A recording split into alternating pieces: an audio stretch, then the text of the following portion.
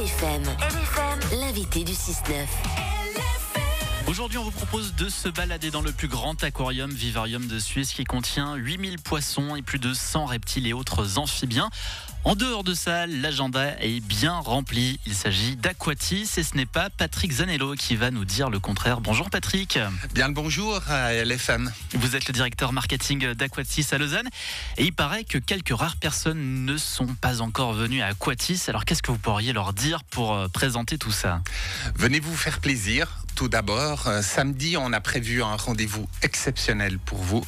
On crée en fait des nocturnes, c'est-à-dire le long du parcours, vous allez pouvoir avoir des pédagogues qui vont vous expliquer en fait toute l'histoire des poissons, des reptiles. On va vous montrer 2-3 petites choses. Ça va durer jusqu'à 20h, exceptionnellement jusqu'à 20h. Un tarif défiant toute concurrence, c'est 15 francs à partir de 16h30. Et en plus, il y aura toute l'équipe d'Aquatis qui sera en train de faire des crêpes, en train de faire la raclette et du vin chaud.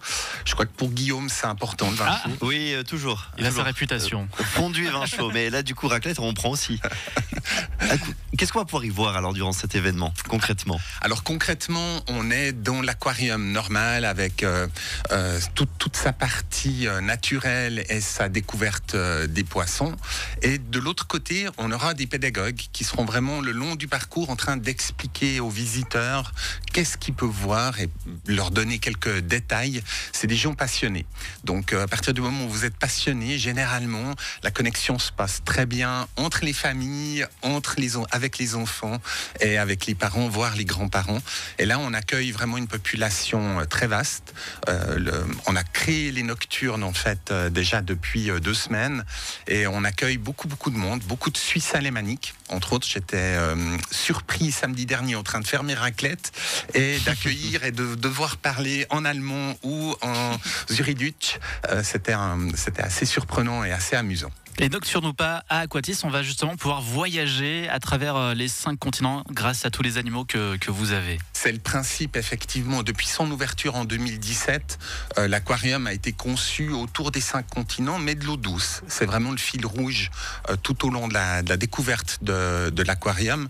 En 2020, il y a eu un changement assez radical, un nouveau directeur pour l'aquarium et la volonté de développer en fait toute la zoologie et toute la pédagogie. Donc depuis, il y a pas mal d'équipes qui sont arrivées. Il y a un nouveau directeur, Michel Ansermet.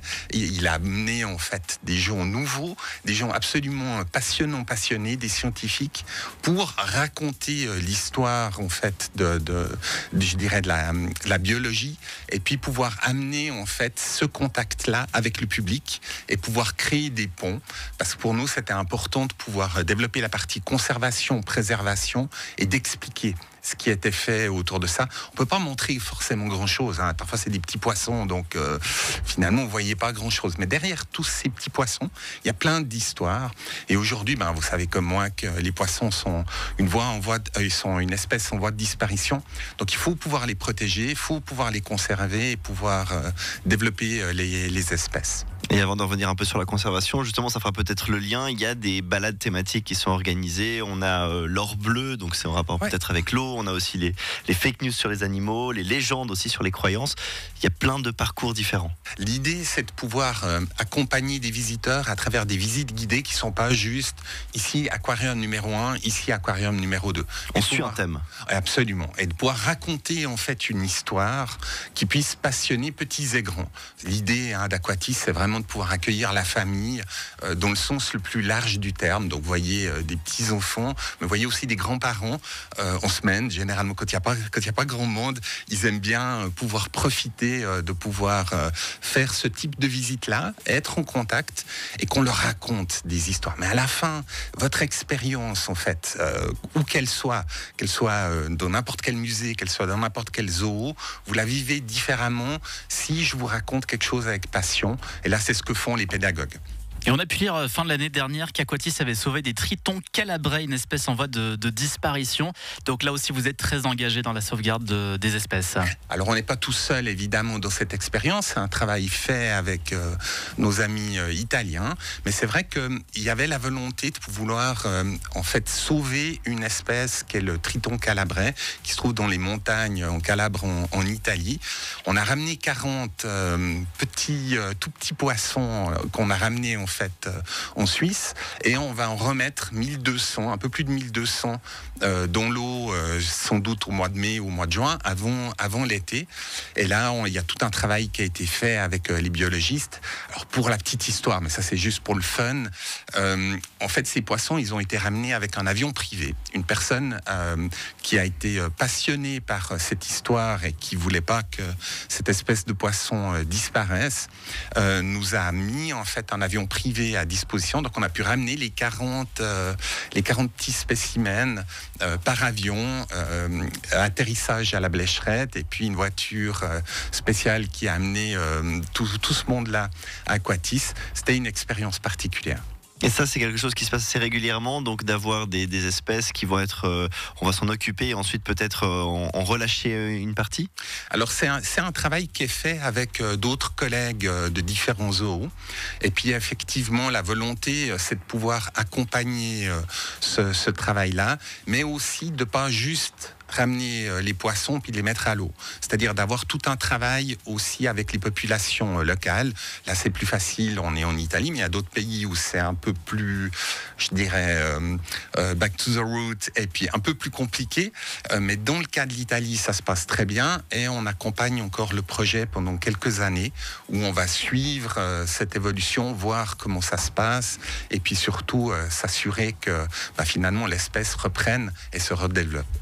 Pardon. Patrick, on a évoqué donc la nocturne d'Aquatis ce samedi, mais il n'y a pas que ça, il y a également une silent party que vous organisez pour dire au revoir à l'hiver le 28 mars. Un projet un peu fou, mené avec l'équipe de Silent Disco qui avait organisé ici au Pont-Bessières la fameuse Silent Disco il y a 2 ans maintenant, et puis ils sont tombés amoureux de la plateforme, c'est-à-dire on leur a fait visiter l'aquarium, la plateforme, ils se sont dit mais c'est absolument génial. On a un tunnel lumineux le plus long d'Europe qui est installé depuis le mois de décembre. Tout récent. Absolument, c'est une des nouveautés, c'est un accès gratuit avec musique et tout le tout team.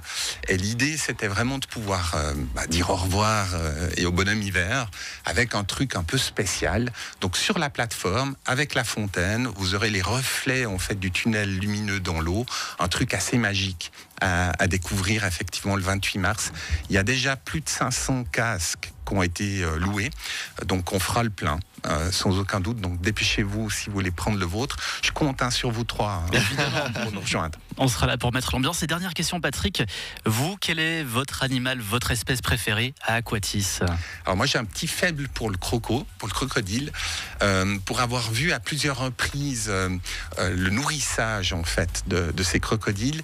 Il y a une vie assez particulière, et puis il y a une relation assez particulière avec le public de la part des crocodiles qui réagissent beaucoup à travers les yeux, et je trouve que c'est des moments assez magiques. Alors il faut observer, il faut passer un petit peu de temps avec eux, mais je trouve que c'est des animaux assez parce qu'évidemment on est plutôt terrifié au départ, mais quand on arrive un tout petit peu à les observer et à les regarder, on voit ça un tout petit peu différemment. À découvrir à Aquatis avec les Nocturnes ce samedi, avec la silent party le 28 mars. Dans tous les cas, les infos sur aquatis.ch.